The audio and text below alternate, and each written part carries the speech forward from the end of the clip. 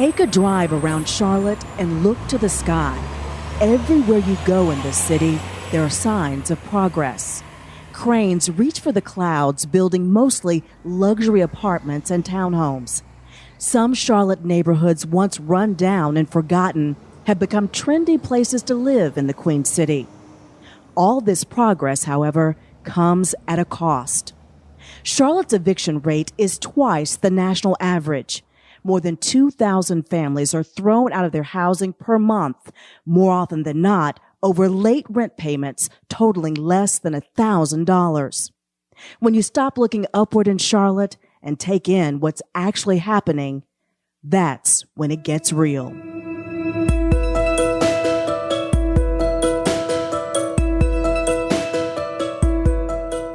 I'm Erica Bryant, and this is the Tenants Toolkit, a 7-part mini-series created to help those who may find themselves facing eviction understand their rights and what they can do to stay in their home. Because if you're facing a housing-related crisis, you aren't alone.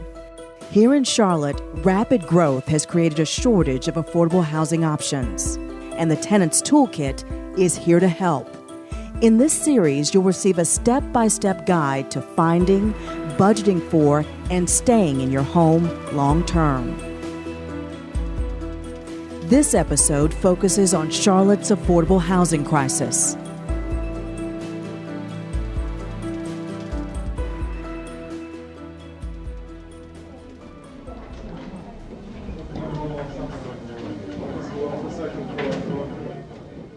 It's a few minutes before 9 a.m. on a Friday. In a large waiting room at Charlotte's Crisis Assistance Ministry, nearly 200 people are gathered, waiting quietly for their turn. My name is Tiffany Bost. I am the Director of Economic Mobility here at Crisis Assistance Ministry. We prevent homelessness and provide dignity. That's our whole mission and goal. We assist those facing eviction or trying to maintain their housing and maybe also experiencing a disconnection of services or a threat for disconnection of services.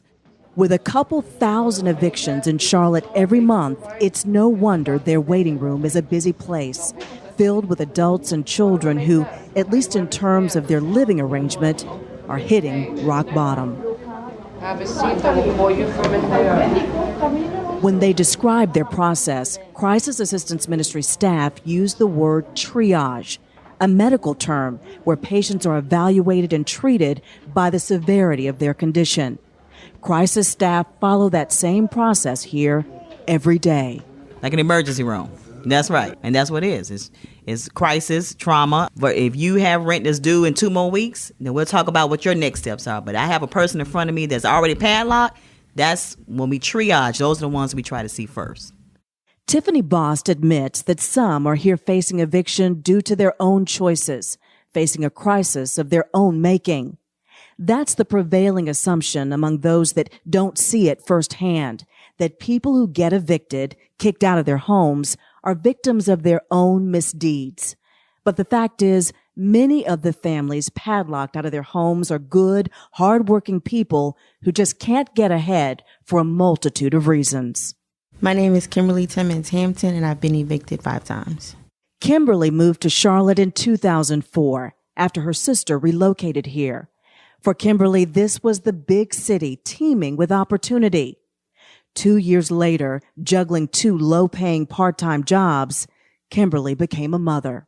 One of the best times of my life, but kind of sort of turned into one of the saddest times of my life. I think that's when my struggle started. It was literally a month and a half later where I got my first eviction. Kimberly moved back home to stay with her parents. That lasted for 1 year before she started to feel like a burden. So she packed up again to give Charlotte one more try. But Charlotte had changed. The cost of living had risen. Rent had increased. The 1 bedroom that I did have, I think at the time was about $450. When I came back, 1 bedrooms were going for like $675, $700. The thing that hadn't increased? Wages. I knew if I was struggling with $450, how am I going to pay $675, $700? That represents much of the problem facing thousands of Charlotte families every year. Wages remain steady while the cost of living just keeps rising. And in spite of all the new housing in Charlotte, seemingly on every corner, actual, livable, affordable housing is very hard to find. Charlotte attorney Brett Shockley. The shortage is one of the big issues, and the evictions is just sort of a symptom of that bigger problem. It is something that I think creates that downstream ripple effect where there are a lot of consequences that come with it, more than just, okay, I've been evicted from this one particular property, why don't I go find another one? Because there may not be another one. Being evicted isn't necessarily a one-way ticket to homelessness. It may not even be rock bottom. My name is Amy Anderson, and I have fought evictions multiple times. Remember when we said that many of the Charlotte people facing eviction were not what you might imagine? I'm originally from Columbus, Ohio. I attended Ohio University in Athens, Ohio, and after college, I relocated to Atlanta, Georgia. Smart, educated, living in Atlanta, Amy became involved with an abusive man, and after 3 attempts to leave, finally broke free and relocated to Charlotte with her 2 children. I had a 20-plus year career in office management. I knew that Charlotte was a place that I could start over. You look at the height of the buildings uptown, and you look at just all the attractions here in Charlotte, and you think, this is definitely a place that I can start over, that I could prosper, that I could fit in. But Amy didn't fit in. She found a low-paying job, but couldn't support 2 children on the pay from her temp job. Living in her car with her children, Amy made a heartbreaking decision. I do recall one day contacting Department of Social Services, and I remember asking the person on the other line, what does a single mother have to do to support her children? You know, what does a survivor of domestic violence have to do to stay alive and reestablish herself? Just from that call, I literally had to embellish that I was suicidal, and my goal was to get my children into foster care so that they could have a roof over their head. To know that I had to make a desperate decision was probably the most devastating time that I had here in Charlotte. Amy's story is played out hundreds, if not thousands of times a month in Charlotte, and it's not hard to see why. Affordable housing is hard to come by. As neighborhoods around uptown become the trendy places to live, low-income residents get pushed out of their homes, forced to find more reasonable places to live as their rents go up to match the market for their suddenly desirable location. We have to decide what kind of city we want to be in the future. James Lee is a veteran of the U.S. Armed Forces. He's been evicted 3 times and has lived on the street, homeless. He's seen Charlotte's housing crisis firsthand, and he believes the solution is a process that city leaders want no part of. I've met some people who work for the city who can't afford to live in their own city. I challenged the mayor. I challenged the city council. I challenged the county commission. Give me a week. That's all. Give me a week. Give me a week. I'll show you what it's like to be homeless in your city. The fact is, there's no easy solution to Charlotte's housing crisis.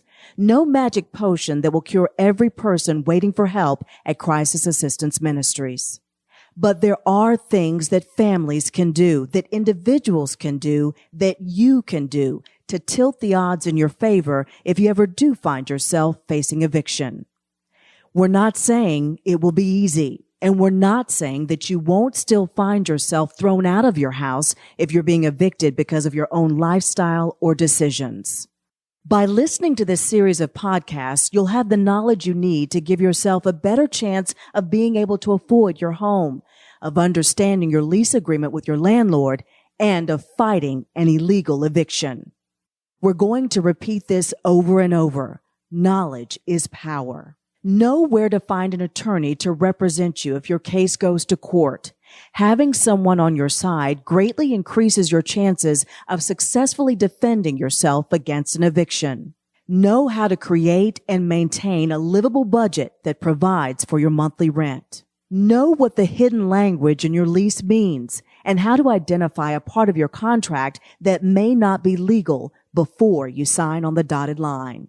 A little knowledge goes a long way, and it can keep you and your family safe. I'm Erica Bryant.